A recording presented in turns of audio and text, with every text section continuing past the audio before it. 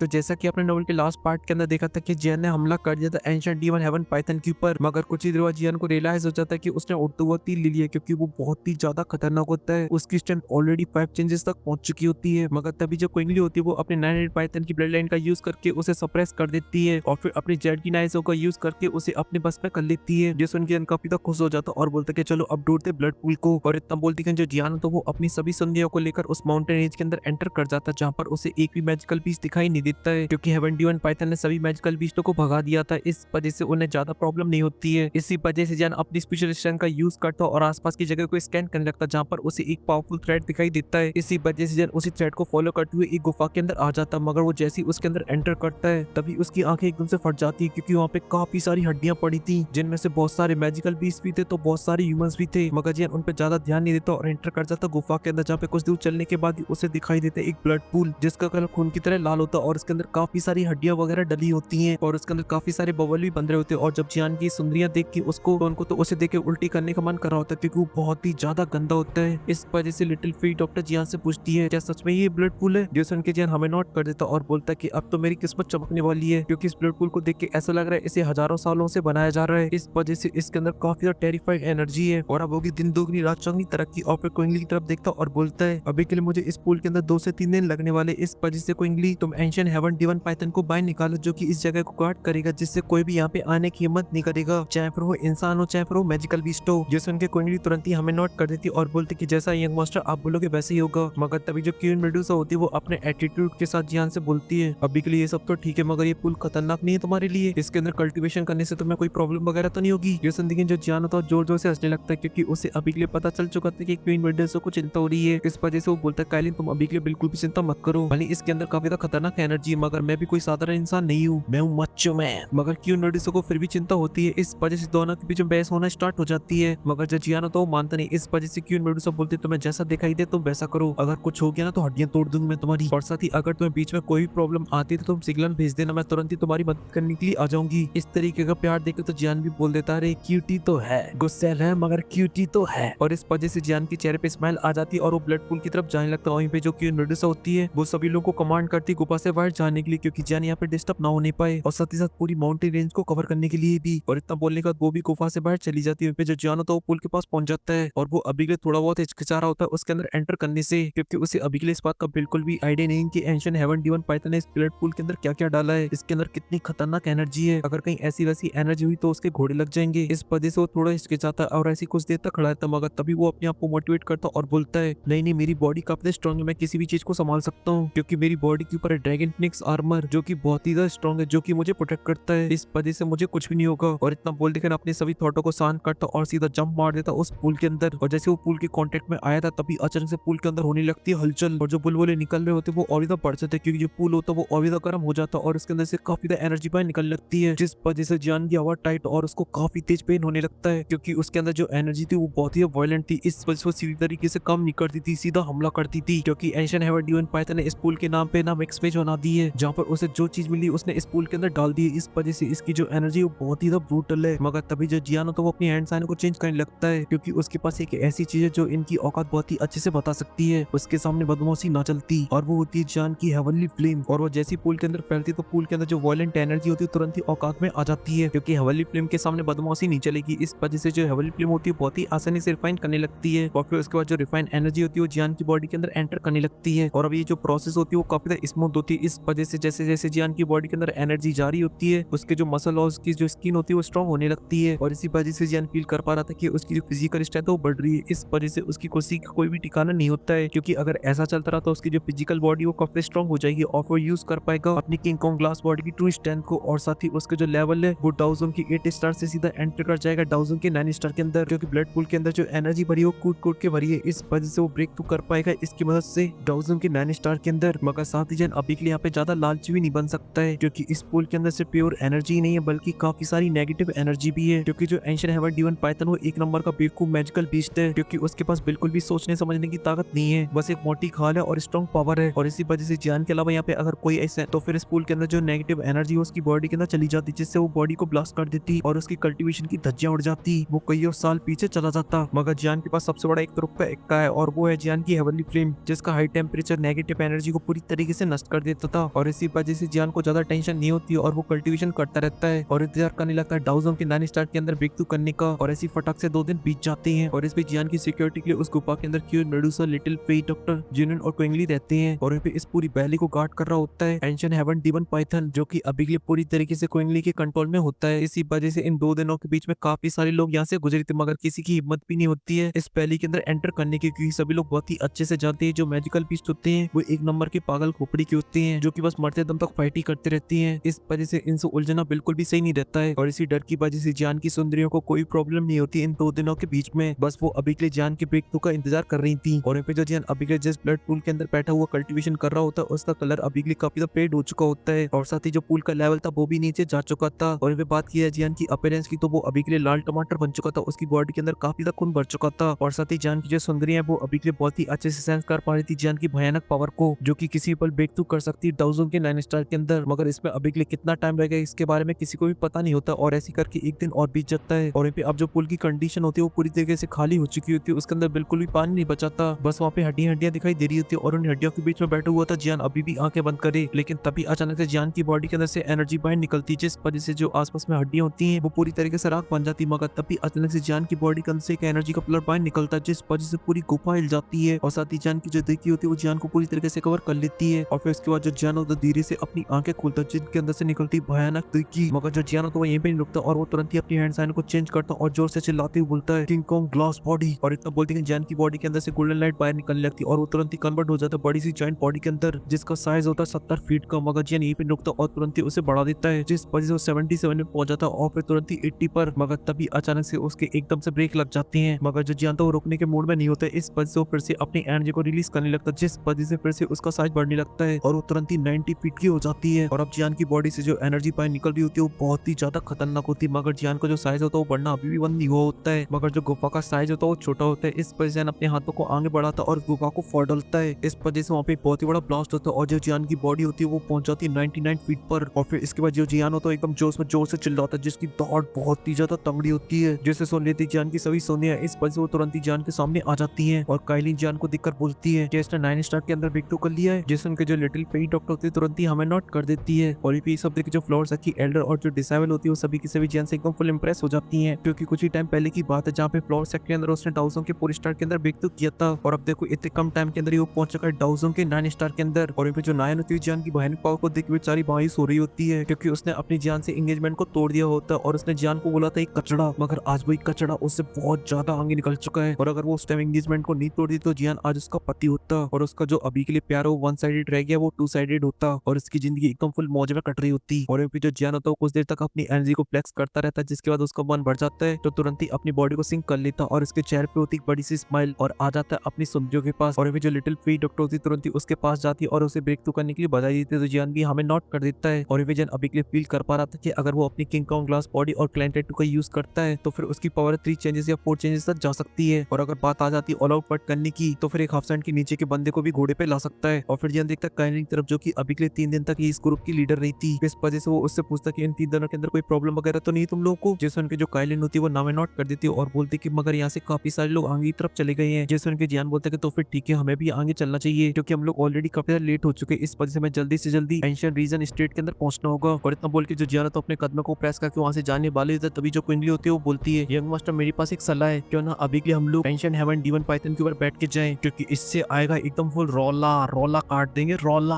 क्योंकि जो magical beast है वो इस जगह का सबसे बड़ा गुंडा है। इस वजह से कोई मैजिकल बीस्ट हमारे आसपास भी भटकने की हिम्मत नहीं करेगा, इस वजह से जो हमारा सफर होगा वो काफी ज्यादा स्मूथ हो जाएगा। जैसे उनके जो जियान था काफी ज्यादा खुश हो जाता है और बोलता है क्विंगली तुमने एकदम सही बात बोली और तुरंत ही सबसे पहले जाकर उस मैजिकल बीस्ट के ऊपर बैठ जाता है। और फिर क्विंगली भी खुश होती है, तुरंत ही जाके उसके ऊपर बैठ जाती है। फिर एक एक करके सभी लोग आ जाते हैं और फिर क्विंगली डालती एकदम से चटवा गया और सीधा खींच देती एक्सीलरेटर को, जिस वजह से जो मैजिकल बीस्ट होता है एकदम रॉकेट की स्पीड से आगे तरफ बढ़ जाता है। मगर अभी के लिए जो एंशिएंट रियलम स्टेट है वो थोड़ी सी दूरी पर है, इस वजह से उन्हें थोड़ा सा टाइम लगेगा और इस बीच उन्हें काफी सारे पावरफुल मैजिकल बीस्ट भी मिलेंगे जिनकी लेवल इस एंशिएंट हेवन डीमन पाइथन के बराबर का था, मगर वो भी पंगा दंगा करने की कोशिश नहीं करते। और ऐसी जियान का जो सफर होता है वो चलता रहता है जहाँ पर उसे काफी सारी पावरफुल सेक्शन भी मिलती हैं जिनके बारे में जियान जानता नहीं था क्योंकि वो सभी की सभी हिडन सेक्शन होती हैं। मगर फिर भी जियान उनसे बिल्कुल भी भिड़ने की कोशिश नहीं करता क्योंकि जियान बहुत ही अच्छे से जानता है कि यहाँ पे कौन उसका बाप निकला है, उसके बारे में कुछ भी नहीं बोला जा सकता है क्योंकि जो क्लाउड रेन सेक्ट था वो बहुत ही स्ट्रॉन्ग था जिसके बारे में जियान ने सुना तो नहीं था, मगर फिर भी जो उसकी स्ट्रेंथ थी वो पॉलिस्टाफिन के बराबर की थी। वो तो मास्टर ने हाफ सेंट के अंदर ब्रेक थ्रू कर लिया, वरना तो मास्टर के घोड़े लग जाते। जाते। इसी वजह से जो जियान तो ना किसी से दोस्ती करता ना कोई दुश्मनी करता, बस अपनी मैजिकल बीस्ट की स्पीड को बढ़ाकर सभी लोगों को पीछे छोड़ती हुए आगे तरफ बढ़ता रहता है। और ऐसे जियान को 2 दिन बीत जाते हैं। अब जियान उस एंशिएंट स्टेट के काफी करीब पहुंच चुका था और इस जगह पे कोई मैजिकल बीस्ट इसलिए नहीं जाता क्योंकि यहाँ पर एंशिएंट टाइम के अंदर एक बहुत ही बड़ी फाइट हुई थी और साथ ही साथ ये बीस्ट स्टेडियम को 2 भागों के अंदर डिवाइड करता है। जहाँ पर अभी के लिए जियान चल रहा है वो अपर लेवल है और फिर एंशिएंट स्टेट के बाद स्टार्ट होगा डीपेस्ट रीजन, जिसके अंदर पाए जाते हैं सबसे खतरनाक मैजिकल बीस्ट। और यहाँ जियान की जो टोली होती है अब उससे 5 किलोमीटर दूर रह गई होती है। तो जियान क्विंगली को वापस उसे रखने के लिए बोल देता है और बोलते हैं कि अब हम लोग आगे जाएंगे क्योंकि हम लोग अटैक नहीं करना चाहते बाकी के लोगों के ध्यान को। मगर जियान की किस्मत इतनी अच्छी कहाँ है क्योंकि जियान जैसा करना चाहता उसका उल्टा ही होता है क्योंकि इसका जो नेक्स्ट एपिसोड होने वाला वो सबसे बेस्ट एपिसोड होने वाला है क्योंकि क्वीन मेडुसा और यूनियन एक दूसरे के सामने होंगी, जो कि शायद हमें डाउओं के अंदर इतने अच्छे से ना दिखाया जाए मगर मैं नोवेल के अंदर आप लोगों को एकदम मस्त तरीके से बताऊंगा। मगर एक चीज जरूर है जो कि डाउओं के अंदर हमें अच्छे से देखने को मिलेगी और वो होगी मिस वैंग और उनके लिए मैं बहुत ही ज्यादा एक्साइटेड हूँ। जियान बस वो वाला सीन को रिपीट कर दे जो कि यूरन ने जियन अकेडमी के अंदर एक लड़की को एकदम उल्टे हाथ का रख के दिया था, उसका मैं नाम भूल चुका हूँ जिसका भाई एकदम हट्टा कट्टा था। अगर आप लोग को याद है तो प्लीज आप लोग मुझे कमेंट के अंदर बताना। और फिलहाल के लिए इस वीडियो में सिर्फ इतना ही। अगर आपको वीडियो पसंद आई है तो लाइक कर देना, साथ ही चैनल को भी सब्सक्राइब कर देना। मैं मिलता हूँ आपसे नेक्स्ट वीडियो में, तब तक के लिए बाय।